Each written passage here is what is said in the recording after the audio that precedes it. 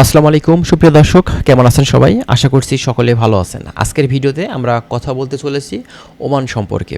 ওমানের মূলত visa related কিছু গুরুত্বপূর্ণ তথ্য দিব, ওমানের ভিসার দাম সম্পর্কে কিছু তথ্য দিব, বর্তমানে এখন ভিসা ওপেন করার বিষয়েও আমাদের কাছে অনেকেই জানতে চান, সে বিষয়েও কিছু কথা বলার চেষ্টা করব আজকের ভিডিওতে। অবশ্যই আপনারা ভিডিওটি দেখবেন, বিভিন্ন ধরনের তথ্য এই ভিডিও থেকে আপনারা পেয়ে যাবেন। নতুন যারা এসেছেন অবশ্যই চ্যানেলটি সাবস্ক্রাইব করে রাখবেন। প্রতিনিয়ত আমরা চেষ্টা করছি ওমান সম্পর্কিত বিভিন্ন বিষয় সম্পর্কে আপনাদেরকে অবগত করা। চলুন তাহলে কথা না বাড়িয়ে মূল ভিডিওটি শুরু করা যাক।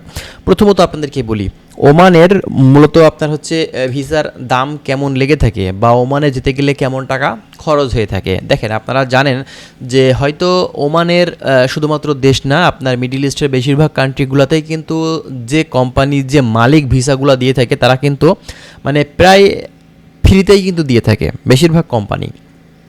কিন্তু দেখেন, এখানে বাংলাদেশের যে এজেন্সিগুলো থেকে থাকে তারা কিন্তু এই ভিসাগুলা তাদের কাছ থেকে নিয়ে থাকে। দেখা যাচ্ছে কিছু কোম্পানির কাছ থেকে টাকা দিয়েও নাই, কিছু কোম্পানি তাদের ইমার্জেন্সি ওয়ার্কার দরকার বিধায় তারা কিন্তু ফ্রিতে এই ভিসাগুলো দিয়ে থাকে।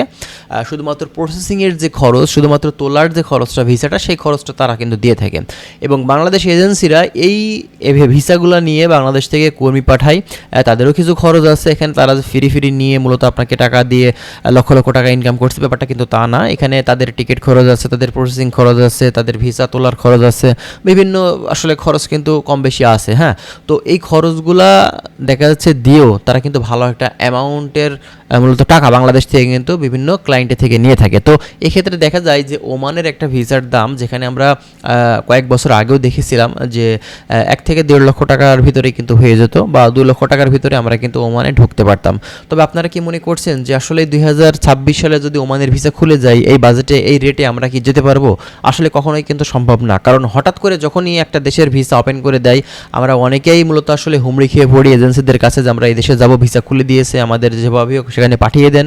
তো সেক্ষেত্রে এজেন্সিরাও একটা সুযোগ পায়, এই সুযোগেই তারা কিন্তু রেটটা অনেক বাড়িয়ে দেয় আগের তুলনায়, এবং আমরাও কিন্তু সেখানে ক্ষতিগ্রস্ত হই। যদিও আমরা সেখানে দেখা যাচ্ছে যেতে পারি, তারপরেও কিন্তু আমরা অনেক টাকা খরচ করে সেখানে যাই। এখন কথা হচ্ছে, আমরা যে লক্ষ লক্ষ টাকা খরচ করে সেখানে গেলাম, আমরা জানি যে বর্তমান পরিস্থিতিতে যদি ওমানের ভিসা খুলে দেয় এক্ষেত্রে 3 থেকে 4 লক্ষ টাকা প্লাস কিন্তু বিভিন্ন এজেন্সি কিন্তু নিতে পারে, এটা কিন্তু স্বাভাবিক ব্যাপার। তো এই টাকাটা খরচ করে সেখানে গিয়ে আমরা যে পরিমাণে ইনকাম সেখানে করব, তো আসলেই কি আমাদের টাকাটা উঠবে সেখানে গিয়ে? এটা কিন্তু মানে ভাবার বিষয়।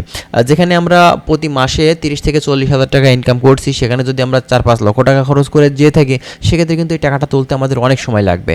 আমরা প্রবাসীরা আসলে বাংলাদেশে যখন থাকি তখন মনে করি প্রবাসী গেলেই কিন্তু শুধু লক্ষ লক্ষ টাকা, কিন্তু ব্যাপারটা হচ্ছে সেখানে যাওয়ার পরে পরিস্থিতি বুঝে তারপরেই কিন্তু সরজমিনে বুঝতে পারে যে আসলেই আমরা কি ভুলটাই না করেছি লক্ষ লক্ষ টাকা খরচ করে এখানে এসে।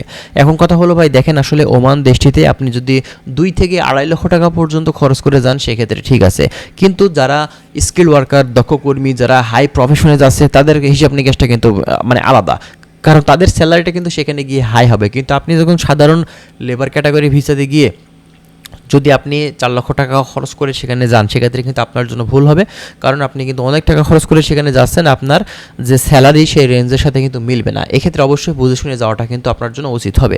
এখন আসেন অবশ্যই সর্বশেষ আপডেটটা, মানে বর্তমানে এখন কী চলছে আপনার ওমানের লেবার ক্যাটাগরির ভিসার। দেখেন, রিসেন্টলি আপনার হচ্ছে তারেক রহমান কিন্তু মানে খুব শীঘ্রই মালয়েশিয়াতে মূলত তারা সফর করছে, এবং সেই দেশের গভর্নমেন্টের সাথে মূলত বাংলাদেশ যে কলিং ভিসার ওপেন করার ব্যাপারটা নিয়ে তারা কিন্তু ফাইনালি একটা সিদ্ধান্ত নিতে যাচ্ছে।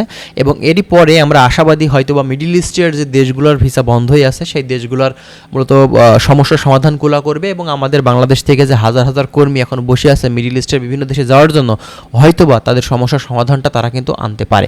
এখন এই বিষয়ে দেখার বিষয়, আমরা ইনশাল্লাহ এই বিষয়ে নতুন আপডেট পেলে অবশ্যই আপনাদের কিন্তু জানিয়ে দেওয়ার চেষ্টা করব। তো যাই হোক বন্ধুরা, আরও যদি বিস্তারিত তথ্য আপনারা জানতে চান অবশ্যই তার জন্য আমাদের চ্যানেলের সঙ্গেই থাকবেন। ভালো থাকবেন, আল্লাহ হাফেজ।